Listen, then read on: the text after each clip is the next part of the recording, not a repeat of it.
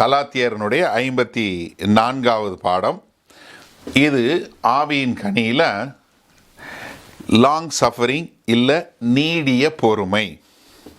கலாத்தியர் 5வது அதிகாரம் 22, 23 ஆவியின் கனியை பார்த்து கொண்டிருக்கோம். இந்த ஆவியின் கனியினுடைய ஒரு சுவை என்ன பார்த்தோம்? அன்பு, அடுத்து சந்தோஷம், அப்புறம் சமாதானம் பார்த்தோம். இதுக்கு அடுத்தது என்ன வருதுன்னா பொறுமை. வெறும் பொறுமை இல்லை, நீடிய பொறுமை. எப்படி? நீடிய பொறுமை, லாங் சஃபரிங். கலாத்தியர் 5, 22, 23 இந்த நீடியன்னு சொல்லும் போதே உங்களுக்கு சிரிப்பு வந்திருக்கும். ஓகே. ஆவியின் கனியோ அன்பு, சந்தோஷம், சமாதானம், நீடிய பொறுமை, தயவு, நற்குணம், விசுவாசம், சாந்தம், இச்சையடக்கம். இப்படிப்பட்டவைகளுக்கு விரோதமான பிரமாணம் ஒன்றுமில்லை. இந்த பொறுமை, நீடிய பொறுமை அப்படின்னு சொல்லும்போது நீங்கள் பார்த்தீங்கன்னா, நம்ம இந்த உலகத்தில் வாழும்போது இந்த பொறுமை கடைப்பிடிக்கிறது கொஞ்சம் கஷ்டமான வேலை. ஆனாலும் நம்ம கடைப்பிடிக்க வேணும். பழைய ஏற்பாட்டில் பார்த்தீங்கன்னா இந்த பதம் எரக்ஹபியம் அப்படின்னு சொல்லக்கூடிய EREKHHAPPAIYM அப்படின்னு சொல்லக்கூடியது. அது என்னென்னா, அதுக்கு டைரெக்டாக நீங்கள் அர்த்தம் பார்த்தீங்கன்னா நீளமான மூக்குடையவன், இல்லை நீளமாக, இல்லை ரொம்ப லாங்காக அப்படி மூச்சு விடுறவன் அப்படின்னு சொல்லக்கூடிய அர்த்தம். நீங்கள் யோசிச்சு பார்த்துருக்கீங்களா? கோபம் வந்துச்சுன்னா நம்மள அப்படி வருதா? ஒரு சிலருக்கு அந்த பெருமூச்சு வரும், பார்த்துருக்கீங்களா? அதுதான் இங்கே சொல்லும்போது அந்த பதத்தை உபயோகப்படுத்தக்கூடியதா. ஏன்னா இதுக்கு ஆப்போசிட் என்ன? நீடிய பொறுமைக்கு கோபம். அதுவும் ஒரு சில நேரத்தில் ஒரு மார்க்கமான இல்லை ஒரு மூர்க்கமான கோபம் என்று சொல்லக்கூடிய ஒரு காரியம். இன்னொரு புதிய ஏற்பாட்டில் இந்த பதம் பார்த்தீங்கன்னா மக்ரோதுமியா, MAKRO, மேக்ரோதுமியா, THUMIA, மேக்ரோதுமியா அப்படின்றாங்க, மேக்ரோதுமியான்றாங்க. மேக்ரோதுமியா அப்படின்னு சொல்லி பார்த்தீங்கன்னா இது ஒரு நல்ல நீண்ட ஆத்மா, இல்லை ஒரு நீடிய ஒரு சிந்தை என்று சொல்லக்கூடியதாக. இதைத்தான் நம்ம இதில் என்ன மொழிபெயர்த்திருக்காங்க? நீடிய பொறுமை என்று சொல்லக்கூடியதாக. இந்த மேக்ரோதுமியாவுக்கு இன்னொரு இணையான பதம் என்னென்னா ஹூப்பமோனே, HUPOMONE, ஹூப்பமோனே என்று சொல்லக்கூடிய ஒரு பதம். இதுக்கு என்னென்னா ஒரு ஆள் உடனே அதுக்கு வினை செஞ்சிடக்கூடாது, அதுக்கு ஒரு காரியம் செஞ்சிடக்கூடாது, இல்லை உடனே தண்டனை கொடுத்துடக்கூடாது, இல்லை உடனே அடுத்தவங்கள காயப்படுத்திடக்கூடாது, இல்லை அடுத்தவங்களுக்கு தொந்தரவு கொடுத்துடக்கூடாது, இல்லை ஒரு தவறான நடக்கை செய்துவிடக்கூடாது என்பது தான் அர்த்தம். அப்போ இது என்னென்னா, இது இந்த காரியத்தில் வாழும்போது நம்ம இந்த பொறுமையோடு இருக்கிறோமா அப்படின்னு சொல்லக்கூடிய இந்த ஹுப்பமோனே என்று சொல்லக்கூடிய பதம் பார்த்தீங்கன்னா எங்கெங்கே இருக்குன்னா லூக்கா 21:19 பார்க்குறோம். உங்கள் பொறுமையினால் உங்கள் ஆத்துமாக்களை காத்துக்கொள்ளுங்கள். அப்புறம் ரோமர் 5:3 என்ன சொல்லுது? அது மாத்திரமல்ல, உபத்திரவம் பொறுமையும், பொறுமை பரீட்சையும், பரீட்சை நம்பிக்கையும் உண்டா. இந்த பொறுமைங்கிறது தான் இங்கே மொழிபெயர்க்கப்பட்டிருக்கிறது. அடுத்து ரோமர் 15:4 சொல்லும்போது தேவ வசனத்தினால் உண்டாகும் பொறுமையினாலும், இங்கேயும் ஹுப்பமோனே. அடுத்து கொலோசியர் 1:11 சொல்லும்போது சந்தோஷத்தோட கூடிய எல்லா பொறுமையும் நீடிய சாந்தமும் உண்டாவதற்கு மகிமையான அவருடைய வல்லமையின்படி எல்லா வல்லமையாலும் பலப்படுத்தவும் உங்களுக்காக வேண்டுதல் செய்கிறோம். இதில் என்னென்னா மார்க்கோதுமியாவும் இருக்குது, ஹுப்பமோனே இருக்குது. 2 பதமும் இந்த இதில் பயன்படுத்தப்பட்டிருக்கு.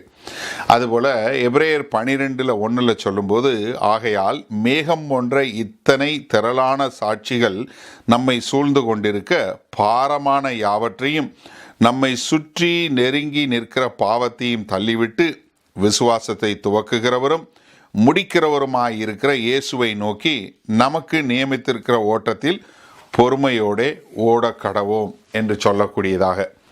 அடுத்து யாக்கோபு 1:3 பார்க்குறோம் இல்லையா? உங்கள் விசுவாசத்தின் பரீட்சையானது பொறுமையை உண்டாக்கும். இங்கேயும் அந்த ஹுப்பமோனேங்கிற பதம். அடுத்து வெளிப்படுத்தின விசேஷம் 2:3 சொல்லும்போது நீ சகித்து கொண்டு இருக்கிறதையும் பொறுமையாக இருக்கிறது. இங்கேயும் அதே பதம். 1 பேதுரு 2:20 சொல்கிறோம், நீங்கள் குற்றம் செய்து அழிக்கப்படும் போது பொறுமையோடு சகித்தால் அதனால் என்ன கீர்த்தி உண்டு, நீங்கள் நன்மை செய்து பாடுபடும் போது பொறுமையோடு சகித்தால் அதுவே தேவனுக்கு முன்பாக பிரீதியாகும். இங்கேயும் அதே பதம். ரோமர் 12:12 சொல்லுது, நம்பிக்கையிலே சந்தோஷமாயிருங்கள், உபத்திரவத்திலே பொறுமையாயிருங்கள். இங்கேயும் அதே குப்பமோனைங்கிற பதம் பயன்படுத்தப்பட்டிருக்கு. இது போக மேக்ரோத்துமியாங்கிற பதம் எங்கே உபயோகப்படுத்துறதுன்னா, மத்தேயு 18வது அதிகாரத்தில் ஆண்டவர் சொல்லக்கூடிய ஒரு உவமானம். என்ன சொல்கிறாரு, ஒருத்தர்கிட்ட பெரிய கடன் வாங்கியிருக்கான், இன்னொருத்தன் சின்ன கடன் வாங்கினா. பெரிய கடனை அவர் மன்னிச்சிட்டாரு, ஆனால் அவன் சின்ன கடனை மன்னிக்கலை. அதனால அங்கே அவன் அவங்கள தண்டிக்கக்கூடிய காரியம். அதில் மத்தேயு 18 26வது வசனத்தில் 29வது வசனம், இந்த ரெண்டுலேயும் இந்த மேக்ரோத்துமியாங்கிற பதம். அப்பொழுது இந்த ஊழியக்காரன் தாழ விழுந்து வணங்கி, ஆண்டவனே என்னிடத்தில் பொறுமையாயிரும். இது அந்த மேக்ரோத்துமியாங்கிற பதம். அதே போல் 29வது வசனம், அப்பொழுது அவனுடைய உடன் வேலைக்காரன் அவன் காலிலே விழுந்து என்னிடத்தில் பொறுமையாயிரும். இங்கேயும் அதே பதம் உபயோகப்படுத்திருக்கு. அடுத்து அப்போஸ்தலனுடைய 26வது அதிகாரத்தில் அப்போஸ்தலனாகிய பவுல் அகிரிப்பா ராஜா கூட பிரசங்கம் பண்ணும்போது விசேஷமாய், நீர் யூதருடைய சகல முறைமைகளையும் தர்க்கங்களையும் அறிந்தவரானதால் அப்படி எண்ணுகிறேன், ஆகையால் நான் சொல்வதை பொறுமையோடு கேட்கும்படி. இங்கேயும் அதே பதம் உபயோகப்படுத்திருக்கு. அடுத்து எபேசியர் 4:2, மிகுந்த மனத்தாழ்மையும் சாந்தமும் நீடிய பொறுமையும். இங்கேயும் அதே பதம் உபயோகப்படுத்திருக்கு, மேக்ரோத்துமியா. கொலோசியர் 3:12 இதே பதம் உபயோகப்படுத்திட்டு இருக்கு. அது என்ன, ஆகையால் நீங்கள் தேவனால் தெரிந்து கொள்ளப்பட்ட பரிசுத்தரும் பிரியவரும் உருக்கமான இரக்கத்தையும் தயவையும் மனத்தாழ்மையும் சாந்தத்தையும் நீடிய பொறுமையும் தரித்து கொண்டு. இங்கே அந்த பதம் உபயோகப்படுத்திருக்கு. அடுத்து 1 கொரிந்தியர் 13:4 சொல்கிறதும் போது இந்த பொறுமைக்கு நீடிய பொறுமைக்கு இதே பதம் உபயோகப்படுத்தப்பட்டிருக்கு. அப்போ என்ன, குப்பமோனே மேக்ரோத்துமியா என்கிற 2 பதமும் என்ன சொல்லுது, நீங்கள் உங்களுக்கு துன்பப்படுத்தும் போதோ, நீங்கள் பாட அனுபவிக்கும் போதோ, இல்லை உங்களை பரீட்சை பார்க்கும் போதோ நீங்கள் பொறுமையாக இருக்க வேண்டும். நீங்கள் நீடிய பொறுமை உள்ளவர்களாய் இருக்க வேண்டும். உங்களுக்கு பொறுமை அவசியம். என்ன, நம்ம இப்படி பாட அனுபவிக்கும் போது, இப்படிப்பட்ட பாதையில் போகும்போது நமக்கு பொறுமை வேணும். அப்போ நமக்கு யார் உதாரணம், தேவனை தான் உதாரணமாக எடுத்துக்கொள்ள முடியும். இயேசு கிறிஸ்துவை தான் நம்ம உதாரணமாக எடுத்துக்கொள்ள முடியும். லூக்கா 13வது அதிகாரம் 3வது வசனத்தில் பாருங்கள், அப்படி இல்லவென்று உங்களுக்கு சொல்லுகிறேன், நீங்கள் மனம் திரும்பாமற் போனால் எல்லாரும் அப்படியே கெட்டு போவீர்கள். அதே மாதிரி 2 பேதுரு 3:9 பாருங்கள், தாமதிக்கிறார் என்று சிலர் எண்ணுகிறபடி கர்த்தர் தமது வாக்குத்தத்தத்தை குறித்து தாமதமாயிராமல் ஒருவரும் கெட்டு போகாமல் எல்லாரும் மனம் திரும்ப வேண்டும் என்று விரும்பி நம்மேல் நீடிய பொறுமையுள்ளவராய் இருக்கிறார். இந்த 2 காரியத்திலையும், நீங்கள் லூக்கா 13வது அதிகாரத்திலையும் இந்த பேதுருவோட 2 பேதுரு 3வது அதிகாரத்திலையும் உள்ள காரியம் என்னன்னா, தேவன் ஏன் தண்டிக்க மாட்டேங்கிறாரு, இந்த தண்டனை எதனால, அந்த தண்டனை எதனால, ஏன் இந்த தண்டனை வந்துருச்சு இங்கே தண்டனை வரல அப்படின்னு சொல்லும்போது தேவன் பொறுமையுள்ளவராய் இருக்கிறாரு. அப்போ என்ன, நம்ம தேவனுடைய நியாயப்பிரமாணம், தேவனுடைய கோபாக்கினை இருந்தாலும் அவர் பொறுமையுள்ளவராய் இருக்கிறார். ஏன்னா தேவனுடைய குணாதிசயம் என்ன, அவர் நீடிய பொறுமை உள்ளவர்.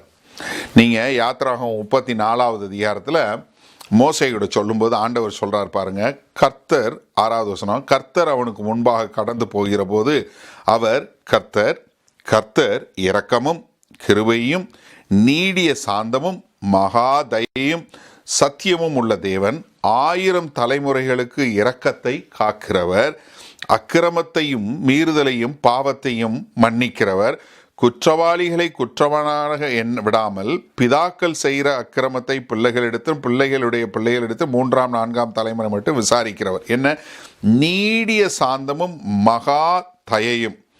அப்போ என்னன்னா, ஆண்டவருடைய நீடிய பொறுமை, ஆண்டவருடைய நீடிய தயவு எங்கே பார்க்கலான்னா, நம்ம நோவாவை பற்றி பார்த்தோம். நோவா என்ன செய்கிறாரு, பிரசங்கம் பண்ணுறாரு. ஆதியாகமம் 6வது அதிகாரத்தில் அவர் மக்களை மனம் திரும்பி தேவனை ஏற்றுக்கொள்ளுங்கன்னு எவ்வளவு காலம் 120 வருஷம் பிரசங்கம் பண்றாரு. தேவன் அவ்வளவு பொறுமையுள்ளவராக இருக்கிறாரு. ஒரு அக்கிரமம் ரொம்ப நிறைஞ்சிருச்சு. ஆண்டவர் என்ன செய்யறாரு, ஐயோ இந்த மனுஷங்களை படைச்சதே எனக்கு விசனமா இருக்குன்னு சொன்னா கூட எவ்வளவு பொறுமையுள்ளவராக இருக்கிறாரு. 120 வருடங்கள் பொறுமையுள்ளவராக இருக்கிறார். அப்போ நம்ம அவருடைய பிள்ளைகள் என்று சொல்லும்போது நம்ம எப்படிப்பட்டவங்களா இருக்கணும், அதே பொறுமை உள்ளவர்களாக இருக்க வேண்டும். நம்ம ஆவியின் கனி உள்ளவங்கன்னா நம்ம என்ன பார்க்கணும், இந்த பொறுமையை பார்க்கணும். லூக்கா 16வது அதிகாரத்தில் ஒரு சம்பவம் பாருங்க. அந்தபடியே தேவன் தம்மை நோக்கி இரவும் பகலும் கூப்பிடுகிறவர்களாகிய தம்மால் தெரிந்து கொள்ளப்பட்டவர்களின் விஷயத்தில் நீடிய பொறுமையுள்ளவராயிருந்து அவர்களுக்கு நியாயம் செய்யாமல் இருப்பாரோ. என்ன நீடிய பொறுமை உள்ளவர் என்று சொல்லக்கூடியதாக. அது மாத்திரமல்ல, இந்த நீடிய பொறுமை என்ன பண்ணுதுன்னா ஒரு பாவி மனம் திரும்பி தேவன்கிட்ட வரக்கூடியதா. ரோமர் 2:4 என்ன சொல்றாரு, தேவ தயவு நீ குணப்படும்படி உன்னை ஏவுகிறது என்று அறியாமல் அவருடைய தயவு பொறுமை நீடிய சாந்தம் இவைகளின் ஐஸ்வர்யத்தை அசட்டை பண்ணுகிறாயோ. என்ன தேவனுடைய நீடிய பொறுமையை ரோமர் 9:22 தேவன் தமது கோபத்தை காண்பிக்கவும் தமது வல்லமையை தெரிவிக்கவும் என்ன அவர் நீடிய பொறுமையுள்ளவர். அந்த பொறுமை இருக்கிறதுனால தான் அவர் அப்படி இருக்கிறார். ஆனால் அந்த சவால் என்னன்னு கேளுங்க, நமக்கு என்ன சவால்னு கேளுங்க. நம்ம இந்த பூமியில் இருக்கும்போது நமக்கு பாடுகள் உண்டு, போராட்டங்கள் உண்டு. அப்படி இருக்கும்போது நம்ம நம்மை சுற்றியுள்ள மக்கள் இல்லை நம்ம வீழ்ந்து போன பூமியில் இப்படிப்பட்ட காரியம் வரும்போது நம்ம பொறுமை உள்ளவங்களா இருக்கிறோமா? ஏன்னா வேத வசனத்தின் அடிப்படையில் நம்ம பார்க்கும்போது நம்மை சுற்றி நடக்கக்கூடிய காரியங்கள் எல்லாம் ஒரு எல்லாம் சொல்லி வச்சது மாதிரி ரொம்ப அருமையாக நீங்கள் பிளான் பண்ண மாதிரி நடந்துச்சுன்னா உங்களால் பொறுமையாக இருக்க முடியும். ஆனால் நீங்கள் எதிர்பார்க்குற இல்லை நீங்கள் நினைத்த காரியங்களுக்கு எதிர்மறையான காரியங்கள் நடைபெறும்போது நீங்கள் பொறுமையாக இருக்கிறீங்களா? தயவுசெய்து சிந்திச்சு பாருங்கள். அப்போது நம்மளுடைய வாழ்க்கையில் பொறுமை எப்போ வேணும்? ஒவ்வொரு நாளும் வேணும். ஒவ்வொரு நாளும் நம்ம வாழ்க்கையில் பொறுமை வேணும். நம்ம எதிர்பார்த்த சூழ்நிலைக்கு மாறுபாடான காரியங்கள் வரும்போதும் பொறுமை வேணும். பிரச்சனை வரும்போதும் பொறுமை வேணும். ஒருத்தர் தாங்கிறதுலேயும் பொறுமை வேணும். அப்போ இந்த 4 காரியத்திலையும் நமக்கு பொறுமை வேணும். முதலாவது, ஒவ்வொரு நாளும் அன்றாட வாழ்க்கையில் நமக்கு பொறுமை இருக்கா? இப்போ என்ன ஆயிடுச்சுன்னா, இந்த கடந்த ஒரு 30 வருடங்களில் எனக்கு தெரிஞ்சு இந்த 21வது நூற்றாண்டுலன்னு பார்த்தீங்கன்னா, திஸ் 21st century நான் என்னுடைய வாழ்க்கையில் நான் பார்த்த இந்த மாறுதல்கள் போல் முந்தின தலைமுறை பார்த்துருக்குமான்னு தெரியல. நாங்கள் அந்த காலத்தில் போய் லெட்ரு போஸ்ட் ஆஃபீஸில் போய் லெட்ரு வாங்கி எழுதி லெட்ரு போட்ட காலம் போய், அதுக்கப்புறம் ஃபோன் போட்டு ட்ரங்க் கால் போட்டு சுற்றி பேசின காலம் போய், அதுக்கப்புறம் டெலிகிராம் போய், அதுக்கப்புறம் இதெல்லாம் மாறி இன்னைக்கு லிட்ரலாக உலகத்தில் எந்த மூலையில் இருந்தாலும் யார் வேணாலும் நீங்கள் நேருக்கு நேராக பார்த்து பேசுகிற மாதிரி பேசக்கூடிய ஒரு பெரிய டெக்னாலஜிக்கல் அட்வான்ஸ்மெண்ட்னா, இப்படிப்பட்ட ஒரு பயங்கரமான ஒரு முன்னேற்றம் யாரும் பார்த்ததில்லை. ஆனால் என்ன பிரச்சனைன்னா, இந்த முன்னேற்றத்தில் ஒரே ஒரு பிரச்சனை என்னென்னா, யாருக்கும் பொறுமை இல்லை. நம்ம எல்லாருமே இன்ஸ்டன்ட் மக்களாக மாறிட்டோம். உடனடி திடீர் சாம்பார், திடீர் இட்லி, எல்லாமே திடீர். 2 நிமிஷம் 2 மினிட்ஸ் நூடுல், 2 மினிட்ஸ் மேகி, எல்லாமே 2 மினிட்ஸ் ஓட்ஸு, எல்லாமே இன்ஸ்டன்ட். எல்லாமே இன்ஸ்டன்ட் தோசை, இன்ஸ்டன்ட், எல்லாமே இன்ஸ்டன்ட் வந்ததுனால நம்ம என்ன எதிர்பார்க்குறோன்னா, எல்லாமே இன்ஸ்டண்ட்டாக எதிர்பார்க்குறோம். நம்மக்கிட்ட பொறுமைங்கிறதே இல்லாமல் போயிடுச்சு. யோசிச்சு பாருங்க. இப்போ இன்டர்நெட் ஸ்பீடே யோசிங்களேன். எல்லாருக்கும் யாருக்கும் இந்த சக்கரம் சுற்றக்கூடாது, யாருக்கும் ஒரு நிமிஷம் ஆகக்கூடாது. எல்லாமே ஒரே அசுர வேகம். இன்றைக்கு உலகத்தில் லிட்ரலாக ஒரு மூலையிலிருந்து அடுத்த மூளைக்கு ஜஸ்ட் லைக் தட் நீங்கள் போய் சேர்ந்துட முடியும். அந்த காலத்தில் மிஷினரிகள் வரணுன்னா இந்தியாவுக்கு வர்றதுக்கு 6 மாதம் கப்பலில் பிரயாணம் பண்ணணும். யோசிச்சு பார்க்க முடியுதா? நம்மளால் யோசிச்சு பாருங்கள். 6 மாத காலம் ஒரு இடத்துலேருந்து ஒரு இடம் போகிறதுக்கு. இன்றைக்கு நம்ம என்ன 6 மணி நேரத்தில் அடுத்த காண்டினென்ட், அடுத்த கண்டத்துக்கே போய் பிரசங்கம் பண்ணிட்டு திரும்ப வந்துடுறோம். லிட்ரலாக இன்னைக்கு நம்ம இங்கே பண்ணுற பிரசங்கத்தை உலகத்தில் உள்ள யார் வேணாலும் எங்கே வேணாலும் பார்க்க முடியுங்கிற ஒரு பெரிய ஒரு காரியம். அதனால் நமக்கு என்ன ஆயிடுச்சு, பொறுமைங்கிறது இல்லாமலே போயிடுச்சு. அப்போ நம்மளுடைய ஏன் இதை நான் சொல்கிறேன்னா, நம்ம வாழுகிற இந்த சமுதாயம், இந்த உலகம் அவ்வளோ வேகமாக மாறுது. அதனால நம்மளுடைய எதிர்பார்ப்பும் அப்படி மாறுது. ஆனால் இப்படி மாறுகிற இந்த சமுதாயத்தில் வாழுகிற நமக்கு நீடிய பொறுமை வேணும். ஏன்னா நம்ம காண்கிற சமுதாயத்துக்கு, நம்ம காண்கிற உலகத்திற்கு, நம்ம காண்கிற மாறுதலை மீறி நாம் இந்த உலகத்தில் பொறுமையாக வாழணும். அதுதான் அந்த நீடிய பொறுமை வேணும். நீங்கள் எபிரேயர் 6வது அதிகாரம் 12வது வசனம், உங்களுக்கு நம்பிக்கையின் பூரண நிச்சயம் உண்டாகும்படி நீங்கள் யாவரும் முடிவு பரியந்தம் அப்படியே ஜாக்கிரதையாக காண்பிக்க வேண்டும் என்று ஆசையாய் இருக்கிறேன். என்ன முடிவு பரியந்தம் நீங்கள் பொறுமையாக இருக்கணும். எபிரேயர் 10:36 பாருங்க, நீங்கள் தேவனுடைய சித்தத்தின்படி செய்து வாக்குத்தத்தம் பண்ணப்பட்டதை பெறும்படிக்கு பொறுமை உங்களுக்கு வேண்டியதாய் இருக்கிறது. நிறைய நேரம் பாருங்க, நிறைய பேர் கடைசி நேரத்தில் விட்டு போனவங்க எவ்வளோ பேர் இருக்காங்க. தங்களுடைய ஓட்டத்தை முடிக்க முடியாதபடி, தாங்கள் தொடங்கின காரியத்தை முடிக்க முடியாதபடி, தங்களுடைய முடிவை காணாமல் போனவங்க எவ்வளவோ பேர் இருக்காங்க. பொறுமை மிகவும் அவசியம். எனக்கு அருமையானவர்களே, முடிவு பரியந்தம் நிலை நிற்பவனே ரட்சிக்கப்படுவான். ரொம்ப தெளிவாக இருக்குது.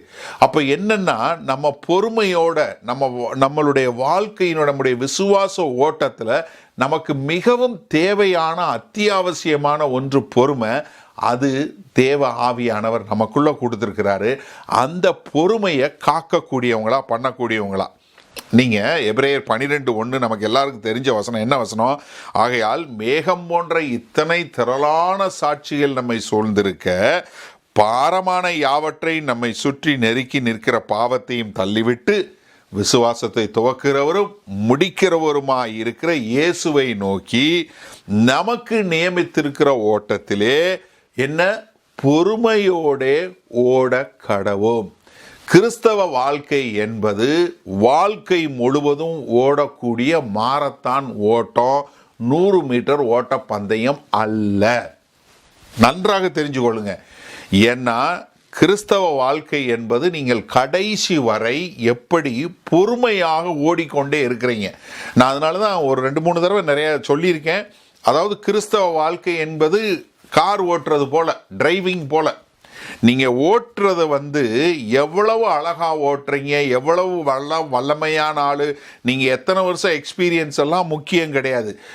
எப்பெல்லாம் நீங்கள் கார் ஓட்டுறதுக்கு உக்காந்துருக்கீங்களோ அப்பெல்லாம் ரொம்ப ஜாக்கிரதையாக நீங்கள் விழிப்போட ஓட்டிக்கிட்டே இருக்கணும். இல்லைன்னா நீங்கள் ஆக்சிடெண்ட் பண்ணிடுவீங்க. அதுபோல தான் கிறிஸ்தவ வாழ்க்கையில் நம்ம எப்பொழுதும் நம்ம கண்கள் கிறிஸ்துவை பார்த்து கொண்டே நான் ஒவ்வொரு நாளும் நாம் பொறுமையோடு ஓட வேண்டியது மிக மிக அவசியம்.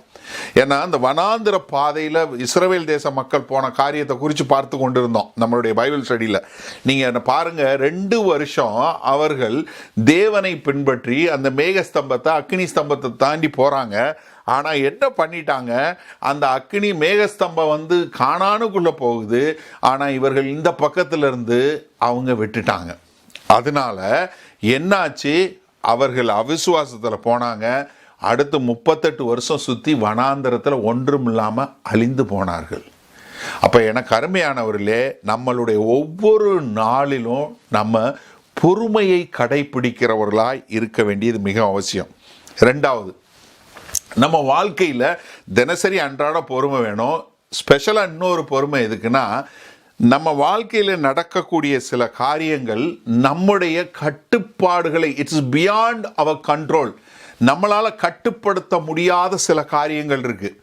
சில நோய்கள், இப்போ நம்ம பார்க்குற கொள்ளை நோயாக இருக்கட்டும், இல்லை சில காரியங்கள் என்னென்னா நமக்கு நம்மளுடைய அறிவிற்கும் நம்மளுடைய ஞானத்திற்கும் புரியாத ஒரு காரியம். ஏன்னா எனக்கு தெரிஞ்சு உங்களுக்கு தெரிஞ்சிருந்த இந்த செரனிட்டியை பற்றி ஒரு ஜபம் இருக்குது. என்ன?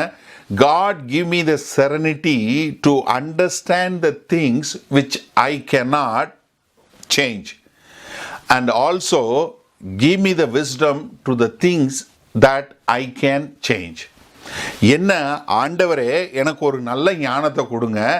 என்ன எந்தெந்த காரியங்களில் என்னால் மாற்ற முடியாது, எந்தெந்த காரியங்களை என்னால் மாற்ற முடியும், இதை புரிஞ்சு கொண்டு அதற்கேற்றாற்போல் நான் காரியங்களை செய்யக்கூடிய ஒரு காரியம். இப்போ நீங்கள் லாக்டவுனை ஒன்றும் செய்ய முடியாது, இந்த கொள்ளை நோயை நீங்கள் ஒன்றும் செய்ய முடியாது. ஆனால் இதில் நீங்கள் எப்படி வாழ வேண்டும் என்பதை பொறுமையை நீங்கள் கற்றுக்கொள்ளலாம். ஏன்னா நம்மளால் இது இட்ஸ் பியாண்ட் அவர் கண்ட்ரோல். இன்னைக்கு யாராவது ஒருத்தர் சொல்ல முடியுமா? எந்த ஒரு அறிவாளியோ இந்த சயின்டிஸ்டோ இல்லை தேச தலைவர்களோ யாராவது சொல்ல முடியுமா? ஒருத்தரும் சொல்ல முடியாது. ஆனால் இந்த காலத்தில் நம்ம எப்படி இருக்கிறோம் அப்படிங்கிறத நம்ம டிசைட் பண்ண முடியும். பவுல் பிலிப்பியருக்கு சொல்லும்போது எழுதுறாரு, பிலிப்பியர் 4:17, என் குறைச்சலினால் இப்படி சொல்லுகிறதில்லை, ஏனெனில் நான் எந்த நிலைமையில் இருந்தாலும் மன ரம்மியமாக இருக்க கற்றுக்கொண்டேன். என்ன நடந்தாலும் சரி, என் வாழ்க்கையில் நடக்கக்கூடிய காரியங்கள் எதுவாக இருந்தாலும் நான் மன ரம்மியமாய் இருக்க கற்றுக்கொண்டேன். மூன்றாவதாக, அதாவது சோதனை காலங்கள் இல்லை போராட்ட காலங்கள், ட்ரபிள் டைம்ஸ். இந்த ட்ரபிள் வரும்போது, ஒரு சோதனை இல்லை ஒரு போராட்டம் வரும்போது நமக்கு தேவை பொறுமை. யாக்கோபு 5:10 பாருங்க, என் சகோதரரே, கர்த்தருடைய நாமத்தினாலே பேசின தீர்க்கதரிசிகளை துன்பப்படுத்துதலுக்கும் நீடிய பொறுமைக்கும் சிருஷ்டாந்தமாக வைத்துக் கொள்ளுங்க. என்ன? யாரெல்லாம் தேவ வசனம் பேசினாங்களோ அவங்களெல்லாம் கொடுமைப்படுத்தினாங்க, கொலை செஞ்சாங்க. இதை நீங்கள் பாடமாக அவங்க முன்னாடி வச்சுக்கோங்க. அப்போ என்ன? நீங்கள் தேவனுடைய காரியத்தை குறித்து பிரசங்கம் பண்ணும்போது நீங்கள் பாடுபடுவீங்க, போராடுவீங்க, கஷ்டப்படுவீங்க. அப்போ எனக்கு அருமையான நம்ம என்ன புரிஞ்சுக்கொள்ளணும்?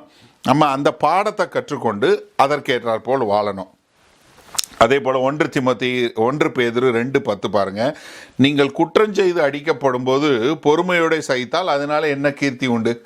நீங்கள் தப்பு பண்ணீங்க, அதனால பாடுபட்டீங்கன்னா அதனால ஒன்றும் கிடையாது. ஆனால் நீங்கள் நன்மை செய்து அதுக்காக பாடுபட்டீங்கன்னா, தேவனுடைய காரியம் செய்து பாடுபட்டீங்கன்னா அது தேவனுக்காக கீர்த்தி உண்டாகணும். அதே போல தான் 2 கொரிந்தியர் 6:4 சொல்லும்போது, மிகுந்த பொறுமையினாலும், எப்படி? மிகுந்த பொறுமையினாலும் உபத்திரவங்களிலும் நெருக்கங்களிலும் இடுக்கண்களிலும், என்ன? மிகுந்த பொறுமை. ஊழியம் பாத நம்ம கிறிஸ்தவ வாழ்க்கை என்பது நமக்கு மிகவும் தேவையான ஒன்று. என்ன? நீடிய மிகுந்த பொறுமை. ரோமர் 12:12 ஏற்கனவே வாசிச்சோம் இல்லையா? உபத்திரவத்திலே பொறுமையாய் இருங்கள். எப்போ? உபத்திரவப்படும் போது. கடைசியாக ஒருத்தரை தாங்கிறதுலையும் நமக்கு பொறுமை வேணும். ஒருத்தரோட நம்ம சபையில் இருக்கிறதா இருந்தாலும் சரி, குடும்பத்தில் இருக்கிறதா இருந்தாலும் சரி, வேலையில் இருக்கிறதாலும், சமுதாயத்தில் இருக்கிறதா இருந்தாலும் சரி, உங்களை நிந்திக்கிறவங்க, உங்களை துன்பப்படுத்துகிறவங்க, உங்களை கோல் சொல்கிறவங்க, உங்களை பாடுபடுத்துகிறவங்க நிச்சயமாக இருப்பாங்க. ஆனால் நீங்கள் பொறுமையாக இருக்கீங்களா? யோசேப்பினுடைய வாழ்க்கை ரொம்ப ஒரு அருமையான காரியங்க. எனக்கு அருமையானவர்களே, யோசேப்பினுடைய வாழ்க்கையில் நீங்கள் பாருங்கள், எவ்வளவு பாடு. சகோதரர்கள் தூக்கி போடுறாங்க குழியில், அதுக்கப்புறம் தூக்கி அடிமையாக விற்கிறாங்க. அடிமையாக போய் பாத்திபார் வீட்டில் இருக்கிறாரு. போத்திபாருடைய மனைவி பொய் சொல்கிறாங்க, பொய் குற்றச்சாட்டு சொல்லி சிறைச்சாலைக்கு போகிறாரு. சிறைச்சாலையில் போய் அங்கே இருக்கிறாரு. நீங்கள் பாருங்கள், எங்கேயாவது ஒரு இடத்துல அவர் டிப்ரெஸ் ஆகுறாரா? எங்கேயாவது ஒரு இடத்துல ஒரு கஷ்டப்படுறாரா? எங்கேயாவது ஒரு இடத்துல ஒரு பொறுமை இழக்கிறாரா? ஒன்றும் கிடையாது. என்னன்னாலும் ஆண்டவர், God is in charge, God is in control, ஆண்டவர் எல்லாத்துலையும் இருக்கிறான்னு சொல்கிறோம். அந்த பொறுமை நம்ம எல்லாரும் கற்றுக்கொள்ள வேண்டியது. எபேசியர் 4:2 பாருங்கள், மிகுந்த மனத்தாழ்மையும் சாந்தமும் நீடிய பொறுமையும் உடையவர்களாய் அன்பினாலே ஒருவரை ஒருவர் தாங்கி. நீங்கள் பொறுமை இல்லைன்னா நீங்கள் ஒருத்தர் தாங்கவே முடியவே முடியாது. அப்போ என்னன்னா, நமக்குள்ள இந்த பொறுமை வளர்க்கணும் அப்படின்னு சொல்லும்போது இது ஒரு மிகப்பெரிய சவால். பொறுமையாக இல்லை நீடிய பொறுமையோட இந்த பூமியில் இருக்கணுங்கிறது ஒரு மிகப்பெரிய சவால். நான் உறுதியாக சொல்வேன், இது பெரிய சவால். நீங்கள் கொலோசையர் 1:11-12 பாருங்கள், சந்தோஷத்தோட கூடிய எல்லா பொறுமையும், என்ன பொறுமையில் என்ன சொல்கிறாரு, சந்தோஷமாக இருங்க, சந்தோஷத்தோட கூடிய எல்லா பொறுமையும் நீடிய சாந்தமும் உண்டாவதற்கு மகிமையான அவருடைய வல்லமையின்படி எல்லா வல்லமையாலும் பலப்படுத்தப்படவும் உங்களுக்காக வேண்டுதல் செய்கிறோம். ஒளியிலுள்ள பரிசுத்தவான்களுடைய சுதந்திரத்தில் பங்கடைவதற்கு நம்மை தகுதியுள்ளவர்களாக்கினவருக்கும். என்ன, நம்ம போகிற விசுவாச பாதையில், நம்ம போகிற போராட்டத்தில் நமக்கு தேவை நீடிய பொறுமை. அப்போ என்னென்னா, நம்ம எப்பொழுதும் சந்தோஷமாக அந்த நீடிய பொறுமையோடு இருக்கக்கூடியவங்களா. நம்ம இயேசு கிறிஸ்துவோட வாழ்க்கையில் பார்க்கும்போது நமக்கு ஒரு காரியம் ரொம்ப அழகாக தெரியும், நம்ம நீடிய பொறுமையில் இருக்கிறோமா இல்லையா. ஏன்னா அவர் பாருங்க, அவ்வளவு பொறுமையுள்ளவராய், அவ்வளவு நீடிய பொறுமையுள்ளவராய், தன்னை குறித்து என்ன சொன்னாலும் பொறுமையாக இருக்கக்கூடியவர். அவரை என்னெல்லாம் நிந்தித்தாங்க, பொறுமை. அவர் தன்னுடைய ஓட்டத்தை கண்களை விளக்கவே இல்லை. ஏன் இது ரொம்ப முக்கியம்னா, இந்த பொறுமை இல்லைன்னு வைங்க, நீங்கள் வேற உங்களுடைய உணர்வுகளை காட்டிடுவீங்க. If you don't have the patience, you will show other emotions. என்ன வரும், கோபம் வரும். பொறுமை இல்லாமல் போகும்போது இம்பேஷன்ஸ்லாம் வரும்போது இரிட்டேஷன் உண்டாகும். அப்போ தேவையில்லாத வார்த்தைகள் பேசுவீங்க. அப்போ தேவையில்லாமல் நீங்கள் பாவம் பண்ணுறவங்களாம் வந்துடுவீங்க. அப்போ என்ன, பொறுமையுள்ளவர்களாய். இப்போ மாடர்ன் டே ஏப்ரஹாம் டிரான்ஸ்லேஷன் சொன்னால் மிச்சர் சாப்பிட்றவங்களா, பொறுமையாக உட்கார்றவங்களா. சரிங்க, ஓகே, ஒன்றும் பிரச்சனை இல்லை, இது ஓகே அப்படின்னு சொல்லக்கூடிய மக்களாக நம்ம மாற வேண்டியது மிகவும் அவசியம். ஏன்னா அந்த பொறுமை இருக்குது பாருங்கள், இந்த நீடிய பொறுமை இல்லைன்னா நம்மளுடைய வாழ்க்கையில் நம்ம ரொம்ப கஷ்டப்படுவோம். ஏன்னா இந்த பொறுமை மிகவும் நம்ம பயிற்றுவிச்சு நம்ம இந்த கனிகளை கொண்டு வரணும். ஏன்னா ஆவியானவர் நமக்கு பொறுமையை கொடுக்குறாரு. அப்போ என்னென்னா, ஒருத்தவங்களை குறித்து ஒரு துர்ச்செய்தி சொல்லும்போது நீங்கள் ஆண்டவர் சத்தம் கேட்டு பேசாமல் இருக்கிறீங்களா? இல்லை நான் சரி அப்படின்னு சொல்லி நீங்கள் சரி பண்ணி பார்க்குறீங்களா? யோசிச்சு பாருங்கள். நிறையா என்ன நமக்கு இந்த பொறுமை இந்த காலகட்டங்களில் ஆண்டவர் நமக்கு நிறைய கற்றுக் கொடுக்குறாரு, பொறுமையாக இருக்க கற்றுக் கொடுக்குறாரு. நம்ம அதை கற்றுக்கொள்ளணும். அதே கொலோசியர் 3:12-14 பாருங்கள், நம்ம அப்படி இருக்கும்போது எப்படி தேவனுடைய பிள்ளைகளாக இருக்கிறோம். ஆகையால் நீங்கள் தேவனால் தெரிந்து கொள்ளப்பட்ட பரிசுத்தரும் பிரியருமாய் உருக்கமான இரக்கத்தையும் தயையும் மனத்தாழ்மையும் சாந்தத்தையும் நீடிய பொறுமையையும் தரித்து கொண்டு ஒருவரை ஒருவர் தாங்கி ஒருவர் பேரில் ஒருவருக்கு குறைபாடு உண்டானால், எப்படி பொறுமை இருக்கும்போது தான் உங்களுக்கு குறைபாடு உண்டானால் என்ன பண்ணுவீங்க, கிறிஸ்து உங்களுக்கு மன்னித்தது போல ஒருவருக்கொருவர் மன்னியுங்கள். இவை எல்லாவற்றின் மேலும் பூரண சற்குணத்தின் கட்டாகிய அன்பை தரித்து கொள்ளுங்கள்.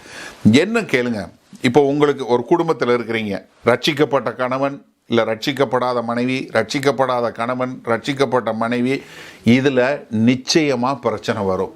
அவங்க வேலை என்ன தெரியுமா செய்வாங்க, நீ மட்டும் என்ன பைபிள் வாசிக்கிற, நீ மட்டும் என்ன ஜெபம் பண்ணுற, நீ மட்டும் என்ன பிரசங்கம் பண்ணுற, நீ மட்டும் என்ன பாட்டு பாடுற, நீ மட்டும், இது கண்டிப்பாக உங்களை குற்றன்னு சொல்லி என்ன பண்ண பார்ப்பாங்க, நீங்கள் உங்களுடைய குற்றத்தை கண்டுபிடிக்க. அப்போ நீங்கள் என்ன பண்ணணும், பொறுமையாக இருந்து அப்போ நீங்கள் அவங்களையும் மன்னிக்க, நீங்கள் சரியாகி கொள்வதற்கும் இது ஒரு சந்தர்ப்பமாக பயன்படுத்த முடியும்.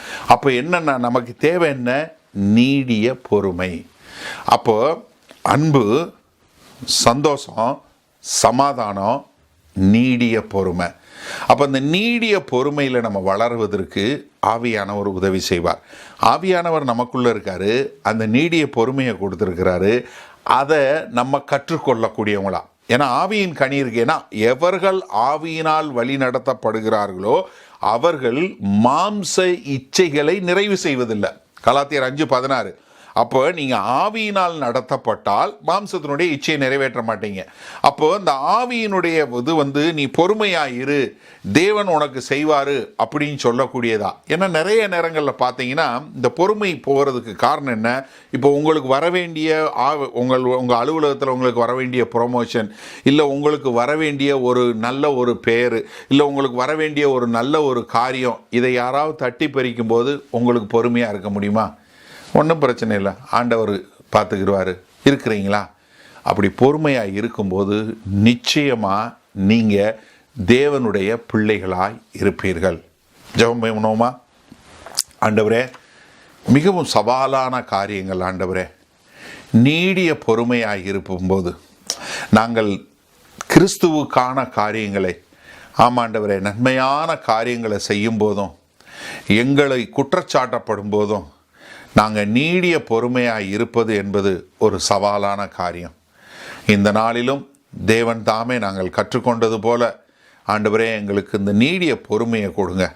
நாங்கள் மெதுவாய் ஆண்டவரே கோவப்படாமல் ஆண்டவரே பொறுமையோடு, ஆம் தகப்பனே, தேவன் எங்களை வழிநடத்துகிறார், தேவன் எங்களை ஆளுகை செய்கிறார் என்று சொல்லி வாழக்கூடிய வாழ்க்கை வாழ எங்கள் தேவன் எங்களுக்கு கிருபை பாராட்ட வேண்டுமாய் இயேசு கிறிஸ்துவின் இனிய நாமத்தினால் ஆசீர்வதித்து ஜெபிக்கிறோம் ஜீவனுள்ள வல்ல பிதாவே.